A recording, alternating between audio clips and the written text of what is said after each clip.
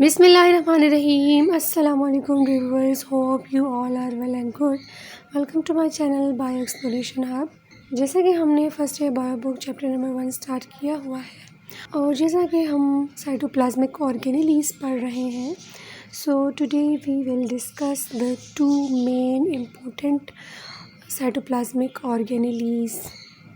The one is cilia and flagella and the next one is mitochondria, which is most important cytoplasmic organelle of cell.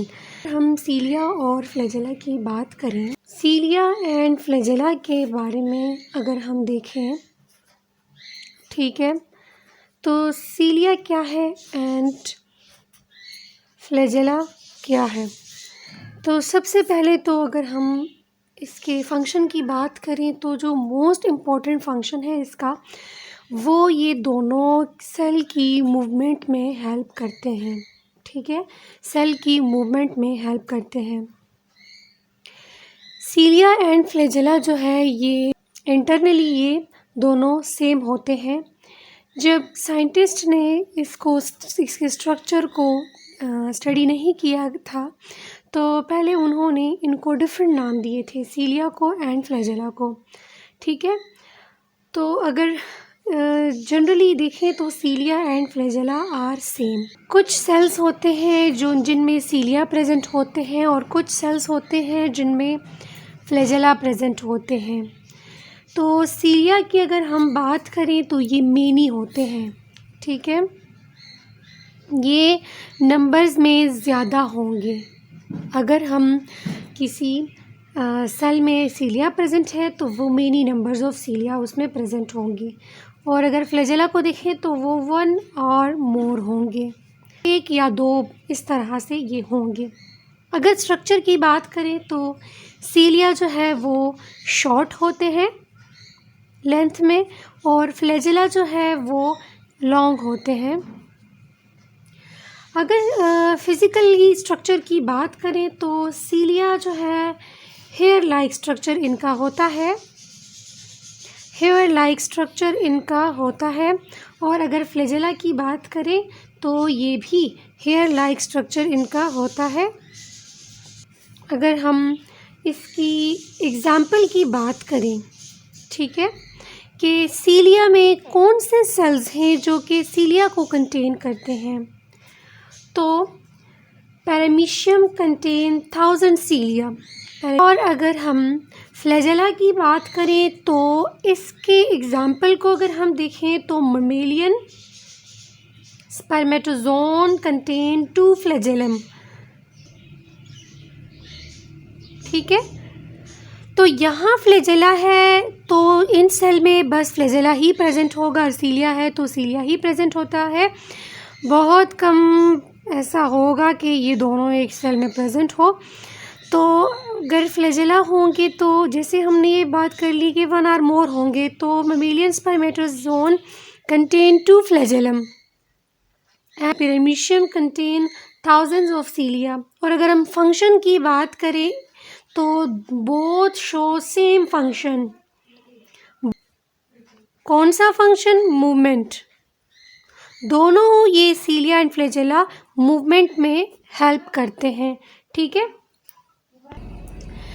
इसके अलावा book में एक और example भी दिया हुआ है फ्लैजेला का कि क्लेमेटोमोनास की जो स्पीशी है तो इट कंटेन 2 फ्लैजेला. के अलावा अगर हम स्ट्रक्चर की बात करें, सीलिया and flagella internally show the same structure. All eukaryotic cilia and flagella are remarkably similar in their organization, possessing a central bundle of microtubules. ठीक है, सेंटर में क्या होता है? एक बंडल ऑफ माइक्रोट्यूब्यूल्स प्रेजेंट होते हैं. बंडल्स ऑफ माइक्रोट्यूब्यूल्स प्रेजेंट होते हैं को क्या कहते हैं? एक्सोन, एक्सोनीम कहते हैं. और यहाँ पर कह रहे हैं कि जो ये आउटर माइक्रोट्यूब्यूल्स होते हैं ये डुप्लेट होते हैं. ठीक है, इस तरह 2-2 जुड़े हैं तो ये डुप्लेट फॉर्म में है ये माइक्रोट्यूब्यूल्स. इसके अलावा ये एक और पॉइंट कि ये 9 है, मीन्स 1 2 3 4 5 6 7 8 9 डुप्लेट माइक्रोट्यूब्यूल्स इनमें प्रेजेंट हैं।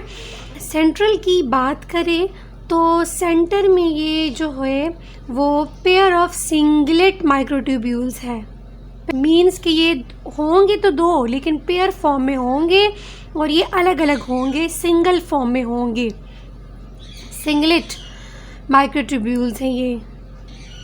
अलावा ये जो बंडल ऑफ माइक्रोट्यूब्यूल्स हैं ये भी माइक्रोट्यूब्यूल्स हैं और ये भी माइक्रोट्यूब्यूल्स हैं, तो ये मिलकर बनाते हैं सीलिया एंड फ्लैजेला के इंटरनल स्ट्रक्चर को और ये सराउंडेड होते हैं बाय प्लाज्मा मेम्ब्रेन।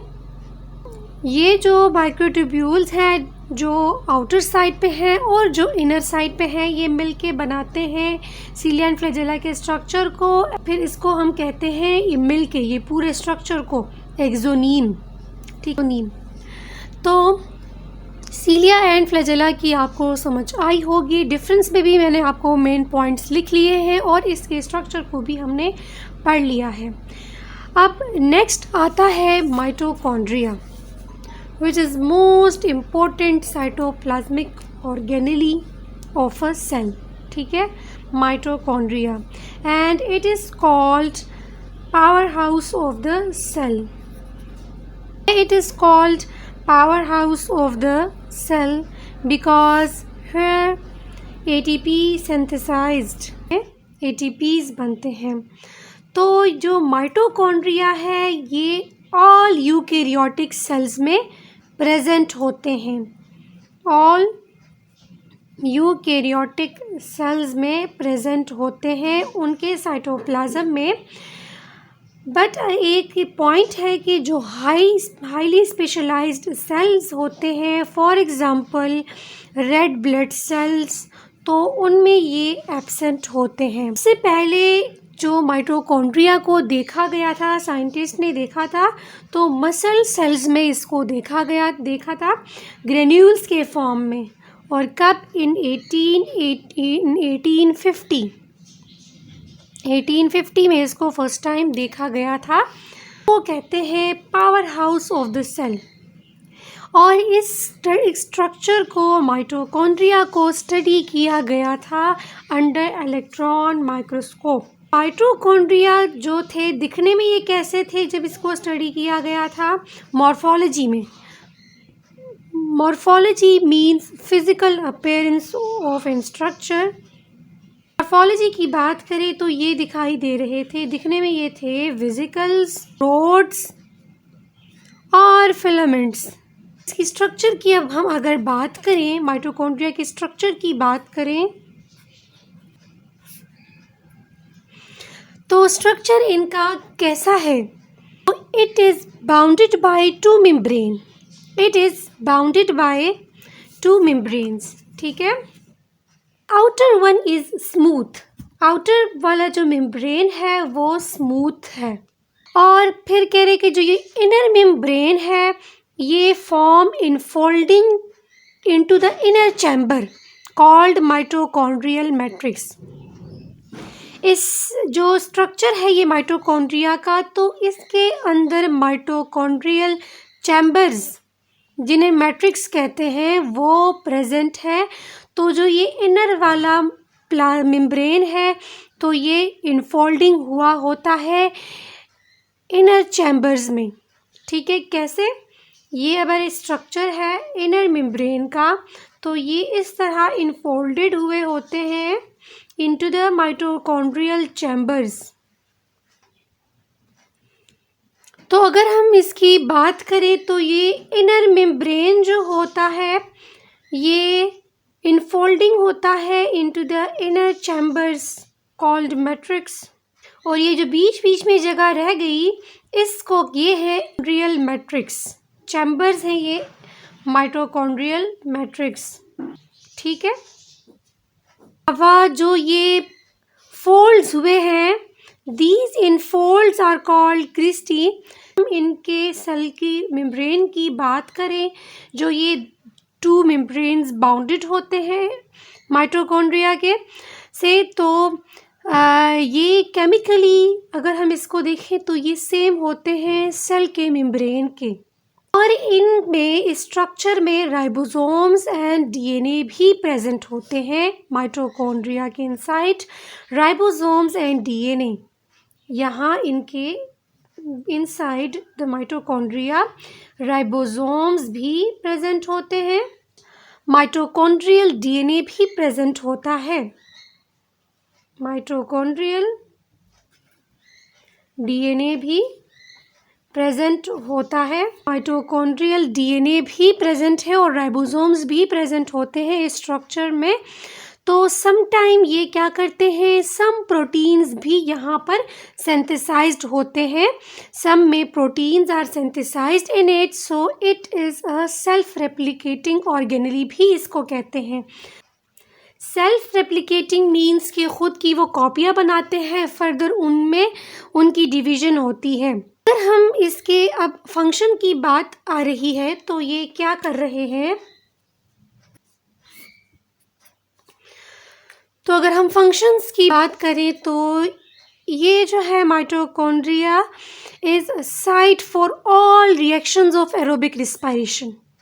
तमाम जो एरोबिक रिस्पायरेशंस हैं उनकी रिएक्शंस जो है वो माइटोकॉन्ड्रिया में होती हैं। एरोबिक रिस्पायरेशन यहाँ होती है, इसके अलावा large number of oxidative enzymes ये कंटेन करते हैं।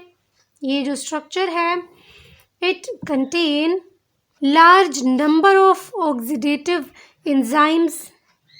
कोएंजाइम्स हैं, coenzymes organic and inorganic salts को ये कंटेन करते हैं,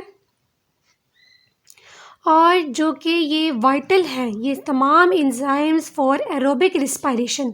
अगर हम एरोबिक रिस्पायरेशन की बात करें एग्जांपल्स में तो क्रेब्स साइकिल है, ठीक है, Krebs cycle, fatty acid metabolism, ये सारे तकरीबन हम आगे इंशाल्लाह नेक्स्ट चैप्टर्स में फिर डिस्कस करेंगे। बस यहाँ जस्ट हम माइटोकॉन्ड्रिया की फंक्शंस की बात कर रहे हैं। तो ये वाले जो एरोबिक रिस्पायरेशंस है ये तमाम माइटोकॉन्ड्रिया में होते हैं। इसके अलावा ये क्या करते हैं, इन रिस्पायरेशन में साइकिल्स चलते हैं ये एटीपी की फॉर्मेशन करते हैं, मेन इसका फंक्शन है। और फिर जब ये एटीपीज बनाते हैं, एटीपीज मीन एडिनोसिन ट्राइफॉस्फेट, ठीक है, इसकी ये फॉर्मेशन करते हैं, ये एनर्जी है, ठीक है, ये किसी भी सेल की एनर्जी की बात हो रही है, एनर्जी को प्रोवाइड करते हैं टू द सेल और ऑन डिमांड जब सेल्स को चाहिए होते हैं, और सेल के डिफरेंट फंक्शंस परफॉर्म करने के लिए एटीपी यूज़ होते हैं, और ये फिर उन एटीपीज़ को आगे देते हैं और वो यूज़ होती है वो एनर्जी। उम्मीद है आपको आज की लेक्चर की समझ आई होगी, आपको मेरी वीडियो अच्छी लगी होगी। अगर आपको मेरी वीडियो अच्छी लगी हो तो मेरी वीडियो को लाइक एंड शेयर करना ना भूलिएगा और मेरे चैनल को सब्सक्राइब कीजिएगा। थैंक यू जी, अल्लाह हाफ़िज़।